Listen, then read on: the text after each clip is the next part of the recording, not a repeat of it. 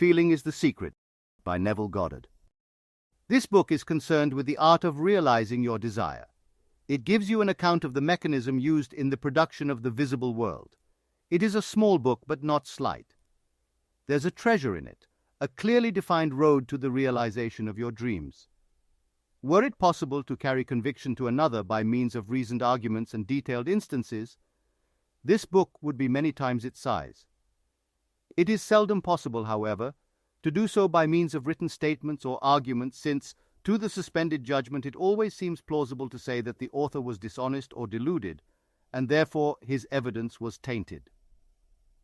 Consequently, I have purposely omitted all arguments and testimonials, and simply challenge the open-minded reader to practice the law of consciousness as revealed in this book. Personal success will prove far more convincing than all the books that could be written on the subject. Neville Goddard. Chapter 1. Law and its Operation. The world and all within it is man's conditioned consciousness objectified. Consciousness is the cause as well as the substance of the entire world. So it is to consciousness that we must turn if we would discover the secret of creation. Knowledge of the law of consciousness and the method of operating this law will enable you to accomplish all you desire in life. Armed with a working knowledge of this law, you can build and maintain an ideal world. Consciousness is the one and only reality, not figuratively but actually. This reality may, for the sake of clarity, be likened unto a stream which is divided into two parts, the conscious and the subconscious. In order to intelligently operate the law of consciousness, it is necessary to understand the relationship between the conscious and the subconscious. The conscious is personal and selective. The subconscious is impersonal and non-selective. The conscious is the realm of effect. The subconscious is the realm of cause. These two aspects are the male and female divisions of consciousness. The conscious is male. The subconscious is female. The conscious generates ideas and impresses these ideas on the subconscious. The subconscious receives ideas and gives form and expression to them. By this law, first conceiving an idea and then impressing the idea conceived on the subconscious, all things evolve out of consciousness, and without this sequence there is not anything made that is made. The conscious impresses the subconscious, while the subconscious expresses all that is impressed upon it. The subconscious does not originate ideas, but accepts as true those which the conscious mind feels to be true, and in a way known only to itself, objectifies the accepted ideas. Therefore, through his power to imagine and feel and his freedom to choose the idea he will entertain, man has control over creation. Control of the subconscious is accomplished through control of your ideas and feelings. The mechanism of creation is hidden in the very depth of the subconscious, the female aspect or womb of creation. The subconscious transcends reason and is independent of induction. It contemplates a feeling as a fact existing within itself, and on this assumption proceeds to give expression to it. The creative process begins with an idea, and its cycle runs its course as a feeling and ends in a volition to act. Ideas are impressed on the subconscious through the medium of feeling. No idea can be impressed on the subconscious until it is felt, but once felt, be it good, bad, or indifferent, it must be expressed. Feeling is the one and only medium through which ideas are conveyed to the subconscious. Therefore, the man who does not control his feeling may easily impress the subconscious with undesirable states. By control of feeling is not meant restraint or suppression of your feeling, but rather the disciplining of self to imagine and entertain only such feeling as contributes to your happiness. Control of your feeling is all important to a full and happy life. Never entertain an undesirable feeling, nor think sympathetically about wrong in any shape or form. Do not dwell on the imperfection of yourself or others. To do so is to impress the subconscious with these limitations. What you do not want done unto you, do not feel that it is done unto you or another. This is the whole law of a full and happy life. Everything else is commentary. Every feeling makes a subconscious impression, and unless it is counteracted by a more powerful feeling of an opposite nature, must be expressed. The dominant of two feelings is the one expressed. I am healthy is a stronger feeling than I will be healthy. To feel I will be is to confess I am not. I am is stronger than I am not.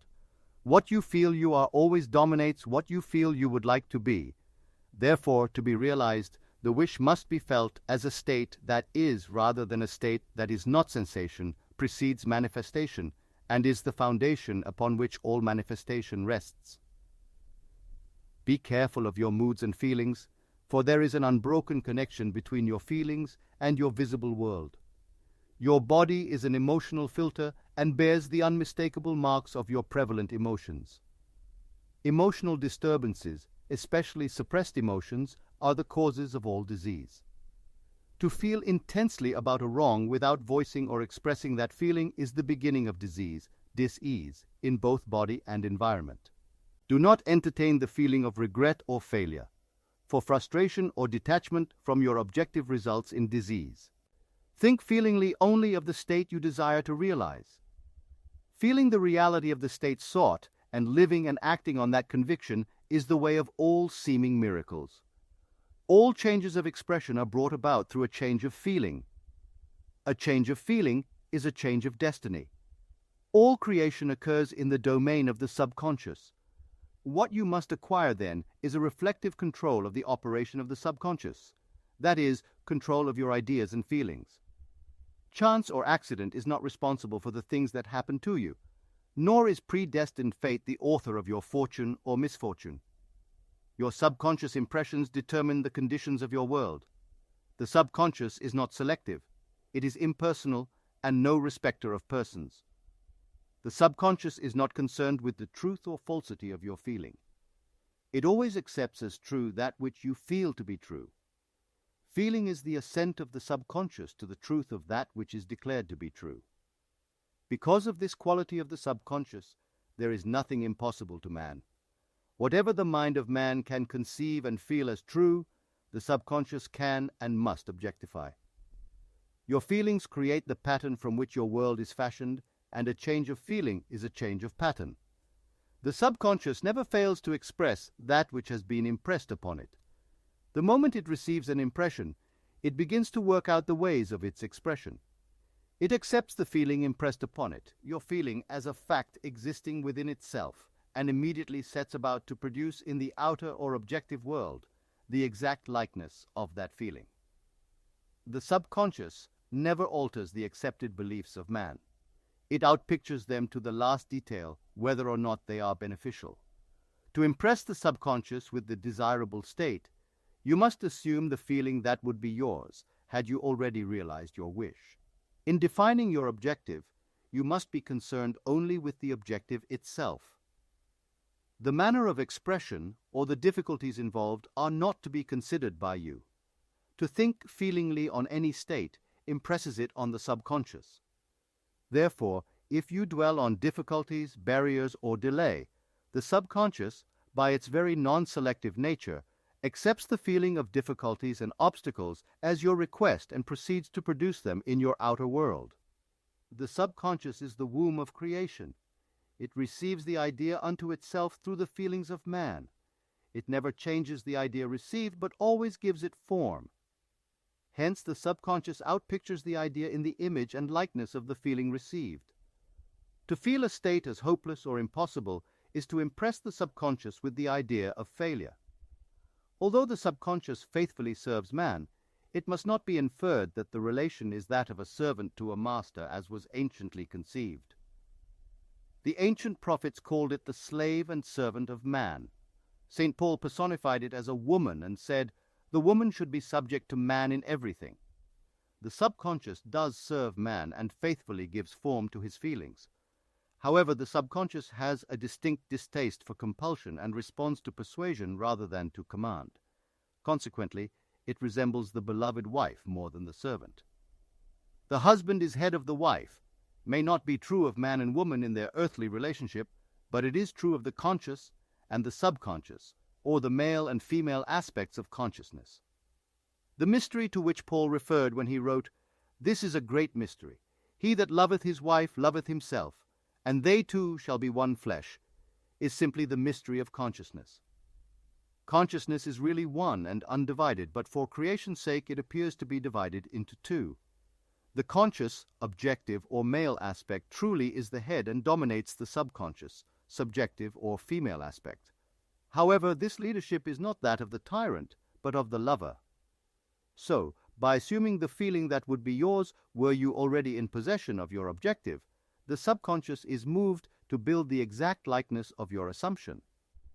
Your desires are not subconsciously accepted until you assume the feeling of their reality, for only through feeling is an idea subconsciously accepted, and only through this subconscious acceptance is it ever expressed.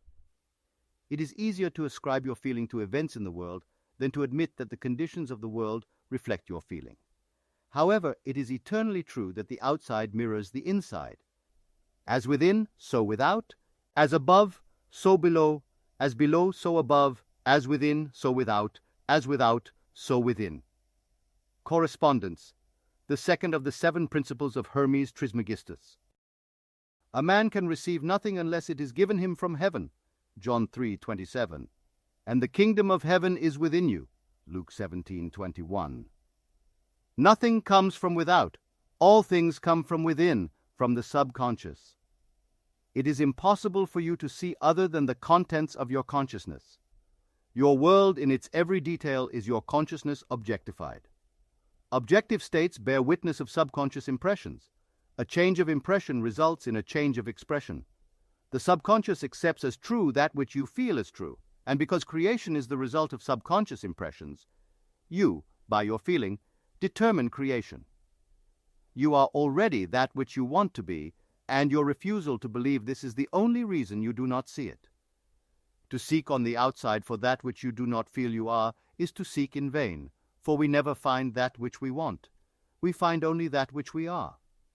In short, you express and have only that which you are conscious of being or possessing. To him that hath it is given. Denying the evidence of the senses and appropriating the feeling of the wish fulfilled is the way to the realization of your desire. Mastery of self-control of your thoughts and feelings is your highest achievement. However, until perfect self-control is attained, so that in spite of appearances you feel all that you want to feel, you sleep and prayer to aid you in realizing your desired states. These are the 2 gateways into the subconscious. You've been listening to Chapter 1 of Feeling is the Secret by Neville Goddard. To listen to the rest of the book and to receive future free audio lectures, please join the free newsletter at nevilledaily.com.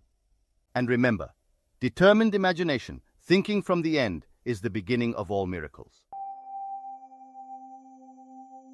Visit nevilledaily.com for more free Neville Goddard audios, ebooks, and lectures.